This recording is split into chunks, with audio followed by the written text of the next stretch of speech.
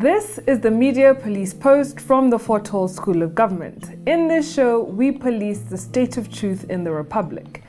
And because the truth is communicated to us by journalists and analysts, we have made it our civic duty to put it to the test.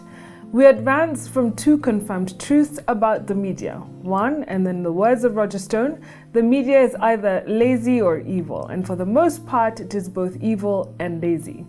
That is why the truth, their truth, must be put to a test. Two, another confirmed truth is that journalism is verified gossip. In fact, what is presented to us as news analysis is gossip that has been verified by journalists. This gossip has to be ground truthed.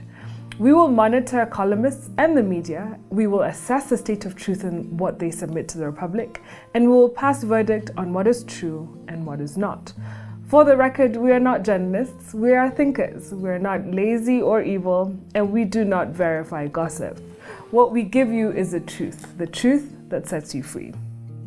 Welcome, Ms. Kay, and yes, what are we looking at today? Well, this week I will disregard the columnists because honestly, the content was uninspiring. I would, however, like to deliver a message to the people of Gema. People of Gema, you are sleeping through the revolution, and that is okay. We do not need you to pass BBI, and BBI will pass without you. 11 counties have already passed the Constitution of Kenya Amendment Bill 2020, what we call the BBI referendum bill. And remember that Raila controls 44% of the vote in Kenya. This is roughly 20 counties. So if Raila's 20 counties plus 4 swing counties pass the bill, then the referendum will pass the county stage and will be introduced in Parliament without you. I mean, if Kisumu, Siaya, Homa Bay, Busia, Kisii, West Pokot, Trans Nzoia, Laikipia, and even Nairobi have all voted in favor of the bill, who do you think you are? Have you forgotten the cold years under Nyayo when he destroyed your banks, your farms, your children, and your hopes? Dear people of Gema, do not be so deluded as to overestimate your national significance. All we need from you for BBI to pass are the Wakorino population, who are about 1.5 million. And not even all of them, just the women, about 900,000. As Professor Mutahi Ngunyi has said in the past, 2022 will mark the end of an empire. The Gema Empire that started in 1963 was rudely interrupted by Moi, then continued by Kibaki and Uhuru. Like Joseph of the Bible, you have been living in the 20 years of great abundance in all the land of Gema. Soon the 20 years of political famine will come, and all the abundance in the land of Gema will be forgotten. By refusing to take a role in BBI, the people of Gema are refusing to set up a reserve for the 20 years of famine, which will come upon the land of Gema, so that they may not perish in the political famine. If 20 years in power have made you feel so comfortable, think about the coming 20 years when you will be in the political cold. Wow. The Gema Empire. I'm telling you. Yeah.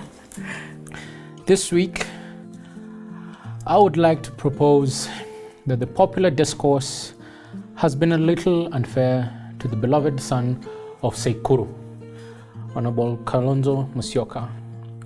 And it has been unfair because it has called him a watermelon, and it has sometimes called him a chameleon.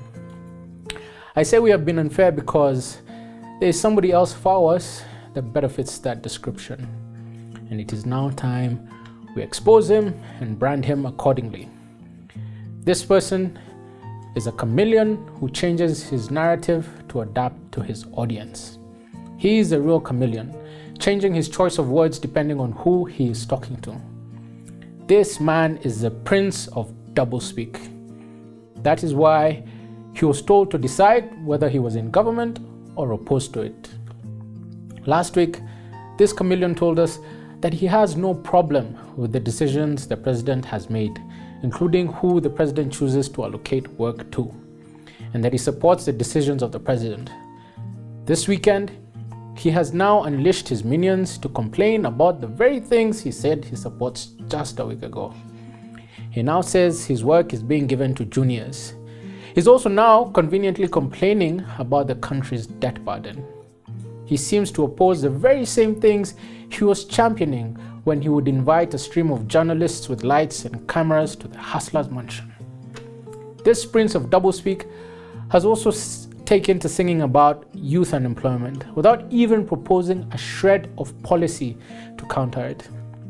He just swears that he's the only one with the solution, but he will show it to us only after he's elected to that high office that is his most coveted desire. Can anyone please tell us what concrete agenda the Prince of Doublespeak has for the youth who he has been serenading across the country with sloganeering? If he truly supports the president's decisions, why does he want to publicly fight the government loans to complete the infrastructure he claims credit for every week and which will in fact employ the same youth he pretends to be advocating for? If he supports the president's decisions, why does he want to fight the First Amendment, which will introduce a 7-year tax holiday and business innovation hubs to support the youth who venture into business? If this Prince of Doublespeak supports the president's decisions, why does he want to fight the increase of revenue allocation to 35%, which would ensure more development and therefore more youth employment machinani? All said and done, however, it is actually not mind-boggling that this chameleon has decided to perform cartwheels on the rainbow. Since his impatience, deceit, and insatiable thirst for the public purse cost him the support of his boss, he now knows that he can only garner support by being anti-establishment. He's proposing no policy, he's offering no agenda, he's not articulating any plan. Do not be deceived into thinking that he's engaged in politics of principle or politics of ideas. He is opposing government and his boss because he knows it is the only way he can have a platform. Being anti-establishment is one of the oldest tricks in the book, and this tactic is followed closely by creating a cult of personality, which includes playing victim so that people can feel sorry for him and rush to his defense. Everyone loves an underdog. By being populist, he will whip up emotions by making the youth resent people who are employed, and especially if they drive cars. But one day, we should ask him whether he carries wheelbarrows in the boot of the helicopter. Wow. Very tough words, but I'd like to quote something. I think it's Machiavelli who said that a promise given was a necessity of the past. So this person you're quoting, this prince in waiting, must make promises. Promises are the currency with which he trades. Yeah, I really like that, the Prince of Doublespeak. Well, dear Gamma, tomorrow will be Super Tuesday, the time to cast a vote for BBI. And I want to remind you of your power and influence. Gamma communities are dominant in 11 of the 47 counties in the country. 10 of these counties are recorded in the top 50% of revenue-generating counties. In the 2017 election alone, out of the 19 million registered voters in the country, 28.39% came from Gamma. And it is estimated that Gamma now constitutes about 23.2% of the total national population. Number 2, I want to remind you about the fragility of Ruto and the Hustler Nation. The perceived inroads into Mount Kenya is an illusion. What Ruto has shown all along is a political facade. Potemkin villages, if you will. So a Potemkin village is any construction, literal or figurative, whose sole purpose is to provide an external smokescreen, making people believe that something is better than it actually is. The term comes from a time when Gregory Potemkin, a lover of Catherine the Great, built fake portable villages to impress her during her journey to Crimea in 1787. The structures would be disassembled after she passed and reassembled further along the route so that she would view them again, thinking that they were real. And as we go into Super Tuesday and the rest of the week, Gamma needs to hear a certain story. Once upon a time, a Gamma politician died suddenly. His soul arrived in heaven. "Welcome to heaven," said St. Peter. "Before you settle in, it seems there is a problem. We seldom see a higher official around these parts, so we're not sure what to do with you." "No problem," said the man, "just let me in." Well, I'd like to, said St. Peter, but I have orders from higher up. What we'll do is have you spend 1 day in hell and 1 day in heaven, and then you'll be allowed to choose where you want to spend eternity. So on the first day, St. Peter put the Gema politician in a lift and lowered him deep down into hell.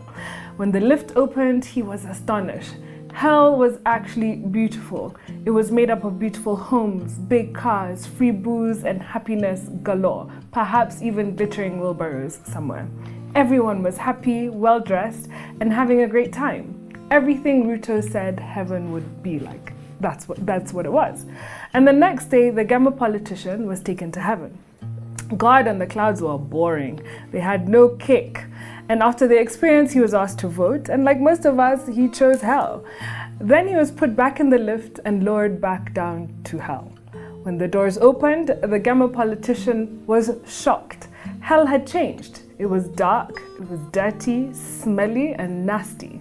And when he asked what had happened, Lucifer replied, well, yesterday we were campaigning, today you voted. That is the difference. So dear Gema, don't forget, Ruto is on campaign mode. Your future depends on you.